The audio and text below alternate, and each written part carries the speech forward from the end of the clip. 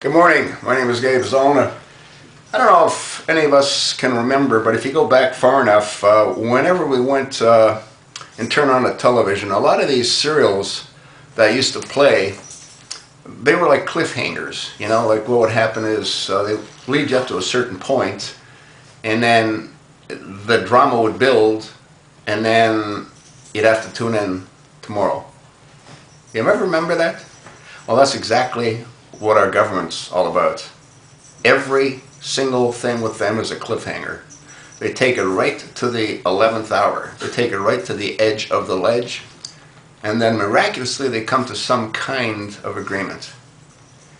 You'd think that the folks that have as much vacation time as they do, I think they get about 180 days off for vacation, and you'd think that the folks that make the kind of money that they make for the little work that they do, that they wouldn't bring us to the edge of the cliff all the time.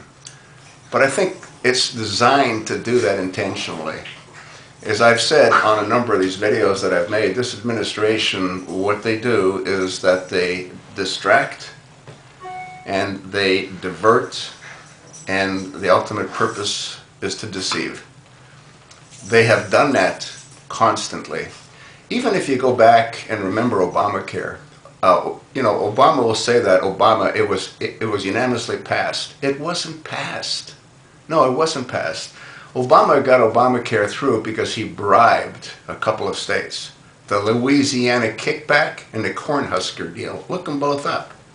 And also, Al Franken was the one vote that threw it over the edge, and Al Franken should never have even been nominated as senator. He actually lost the race in Minnesota. But a judge had confirmed him, and then they found out that there was 500 felons that voted for Franklin, and he won by 350 votes. Well, that really means he lost by 150 votes.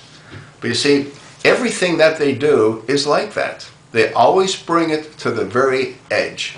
Remember when they wanted to raise the debt ceiling? Right to the very edge. Now we're in the same position again with the fiscal cliff, right to the very edge. That's how this government governs. And they do it with terror and intimidation. Again, they distract, to divert, to deceive. The focus should be on Benghazi.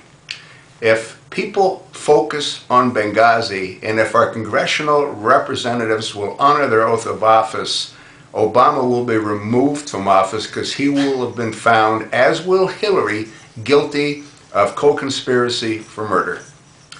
And instead, everybody's talking about the fiscal cliff. And we're, 3 days away from going over the cliff. But like everything else, like those old cliffhangers we used to watch on television, they're going to bring it up to a point, tune in tomorrow. And when we tune in tomorrow, which will be on the 31st, guess what? Miraculously, they will have come to a mutually agreeable agreement. And who will be the losers? You, me, and the American citizens. Obama says that he doesn't want to raise taxes on the middle class. Well, he's destroyed the middle class. And our congressional representatives up to this point allowed him to do so.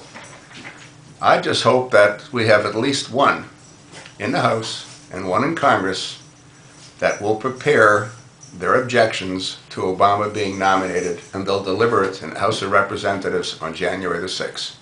If that doesn't happen, well, you know what I said. Start studying Arabic for those of us that are left.